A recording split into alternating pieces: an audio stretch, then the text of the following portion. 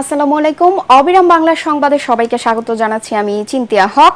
Super শপে polythene নিষিদ্ধ করা সম্ভব হলেও সর্বত্র এর ব্যবহার বন্ধ করা কঠিন হবে বলে মনে করেন ক্রেতা বিক্রেতারা। বলেন, পাট কিংবা কাপড়ের ব্যাগে সব ধরনের পণ্য পরিবহন সম্ভব নয়। কারো কারো মতে পলিথিন উৎপাদনকারী কারখানা বন্ধের পাশাপাশি তদারকি সংস্থার স্বচ্ছতার উপর নির্ভর করছে সরকারি সিদ্ধান্তের সফলতা ব্যর্থতা। মিজান শাহজাহানের রিপোর্ট। আগুনের বাজার করার সময় পরিবেশ বান্ধব ব্যাগ নিয়ে আসুন অথবা 1 অক্টোবর থেকে সুপার শপে নিষিদ্ধ করা হয়েছে পলিথিনের ব্যবহার। সরকারি নির্দেশনা অনুযায়ী তারা পলিথিনের বিকল্প হিসাবে পাট ও কাপড়ের ব্যাগ সরবরাহ করছে। পলিথিনের মতো বিনামূল্যে নয়, এসব ব্যাগের জন্য গ্রাহককে গুনতে হচ্ছে 15 থেকে 30 টাকা পর্যন্ত। মোবাইল ফোনে খুদে বার্তা পাঠিয়ে পলিথিনের বিকল্প ব্যাগ নিয়ে যাওয়ার জন্য বলা হচ্ছে এসব বিক্রয় কেন্দ্র থেকে। পলিথিন ব্যাগ আপাতত পুরোপুরি বন্ধ। আমরা একদম চট ব্যাগ এবং হলো গিয়ে কাপড়ের ব্যাগ আমরা এখন কাস্টমারদেরকে প্রোভাইড করতেছি। ক্রেতারা বলেন, তদারকি সংস্থা আন্তরিক হলে পলিথিনের ব্যবহার বন্ধ করা সম্ভব। 10 থেকে 15 টাকা খরচের একটা ব্যাগ দিয়ে অন্তত পক্ষে 15 থেকে 20 কেজি বাজার অনায়াসে বহন করা যাবে। আগামী 1 নভেম্বর থেকে সর্বত্র এর ব্যবহার নিষিদ্ধের পাশাপাশি উৎপাদনকারী কারখানা বন্ধে অভিযানে নামবে মন্ত্রণালয়। সুপার শপে পলিব্যাগ নিষিদ্ধের বিষয়টিকে স্বাগত জানিয়েছেন ক্রেতারা। তারা বলছেন, যখন 10 টাকার চা পার্সেল করতে পলিব্যাগের ব্যবহার হয়, তখন কিভাবে সর্বক্ষেত্রে এই পলিথিনের ব্যবহার বন্ধ হবে সেটিই দেখার বিষয়। ওষুধের দোকান থেকে শুরু করে খাবার হোটেল, মুদির দোকান, এমনকি মাংসের দোকানেও ব্যবহার করা হচ্ছে পলিথিন।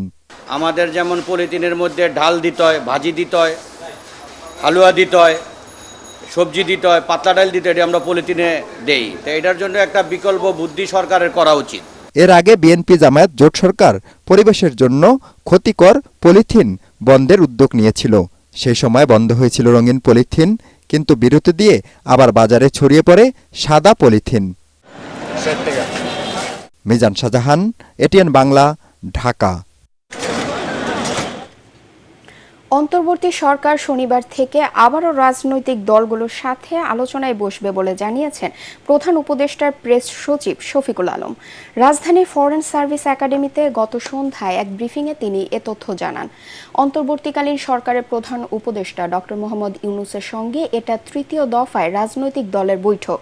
এতে ৬ সংস্কার কমিশনের কাজের অগ্রগতির ব্যাপারে রাজনৈতিক দলগুলোকে অবগত করা হবে, তাদের কাছ থেকে পরামর্শও নেওয়া হবে।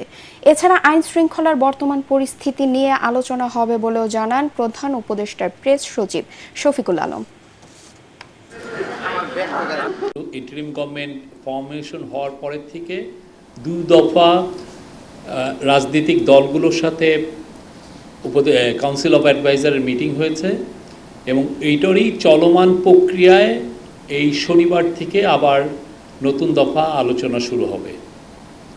দেশের প্রধান দলগুলোর সাথে উপদেষ্টা মণ্ডলী কথা বলবেন এবং আপনারা শনিবারই জানবেন কাদের সাথে কথা হচ্ছে। এই কমিশনগুলোর ফরমেশন 2 থেকে 3 দিনের মধ্যে আমরা আশা করছি যে কমিশনগুলো ফর্ম হবে। অগ্রগতি সম্পর্কে অবহিত করা হবে তাদেরকে এবং দেশের আইন শৃঙ্খলা বিষয়েও তাদের সাথে কথা হবে এবং তাদের পরামর্শ নেওয়া হবে। অবশেষে সচল হয়েছে সাভারের আশুলিয়ায় নবীনগর চন্দ্রা মহাসড়ক। 52 ঘণ্টা পর এ মহাসড়ক থেকে অবরোধ প্রত্যাহার করে নেয় বার্ডস গার্মেন্টসের আন্দোলনরত শ্রমিকরা। প্রশাসনের সহায়তায় বার্ডস গ্রুপের মালিকদের সাথে শ্রমিকদের সমঝোতা ও বকেয়া পাওনা আদায়ে সেনাবাহিনীর আশ্বাস দেওয়ার পর অবরোধ সরিয়ে নেয় শ্রমিকরা। এতে 2 দিনেরও বেশি সময় পর যান চলাচল স্বাভাবিক হয় ঢাকা টাঙ্গাইল মহাসড়কে। সাভার থেকে শেখ আবুল বাশারের পাঠানো তথ্যচিত্রে জানাচ্ছেন জাহিদুল আলম। শ্রমিক আন্দোলন তুলে নেয় দুপুরের পর থেকে স্বাভাবিক হয়েছে ঢাকা টাঙ্গাইল মহাসড়কের যান চলাচল। এর আগে সোমবার সকাল থেকে সাভারের নবীনগর চন্দ্রা মহাসড়ক অবরোধ করে বিক্ষোভ শুরু করেন বার্ডস গার্মেন্টসের শ্রমিকরা।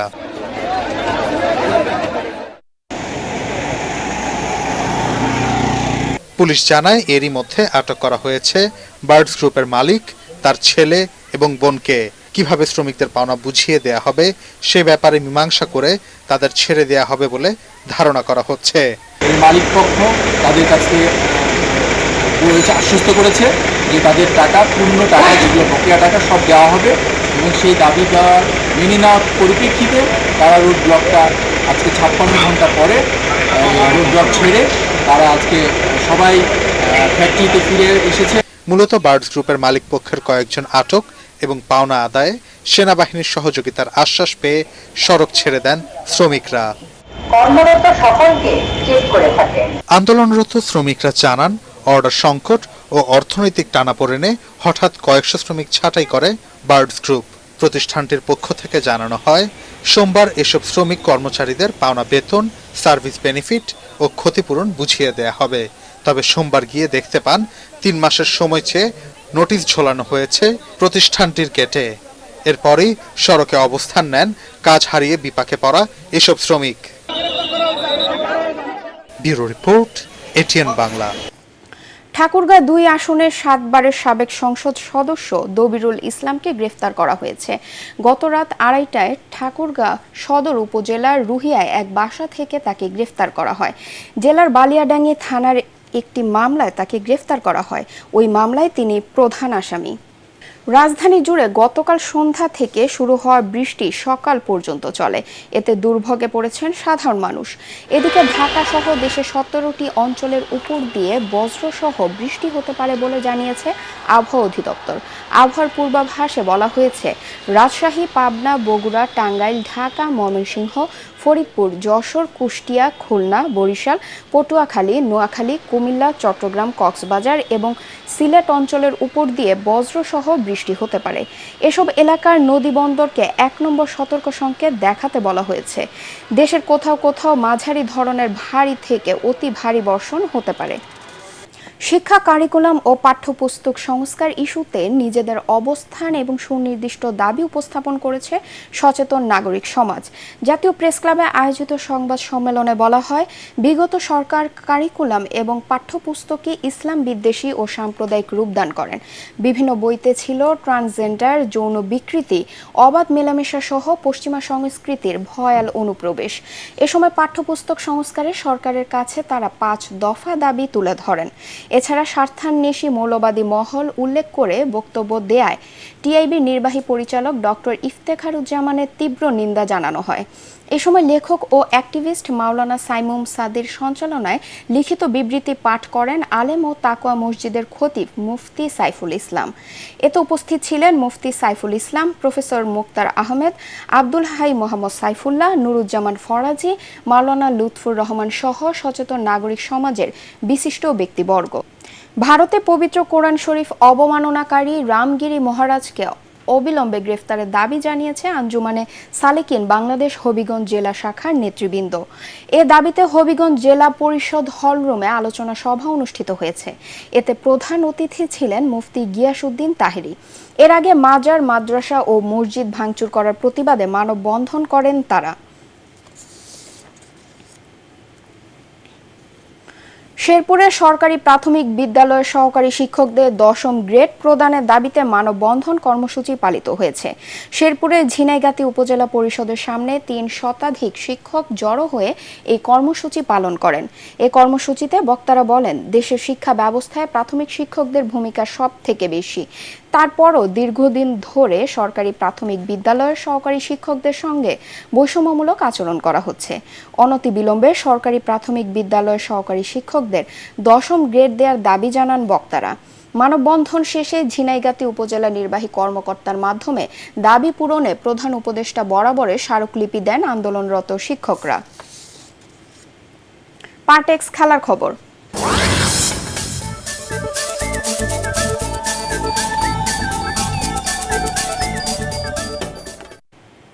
জার্মান চ্যাম্পিয়ন বায়ার্ন মিউনিখকে হারিয়ে উয়েফা চ্যাম্পিয়ন্স লিগে অঘটনের জন্ম দিয়েছে ইংলিশ দল অ্যাস্টন ভিলা। নিজেদের মাঠ ভিলা পার্কে শুরুতে বায়ার্নের আক্রমণ ঠেকাতেই ব্যস্ত ছিল উনাই এমরির দল, কিন্তু ৭৮ মিনিটে বদলি খেলোয়াড় জন দুরান গোল করে মিউনিখকে চমকে দেন। পরে ভিনসেন্ট কম্পানির বায়ার্ন দল গোল শোধের চেষ্টা করলেও অ্যামি মার্টেন্সকে পরাস্ত করতে পারেনি।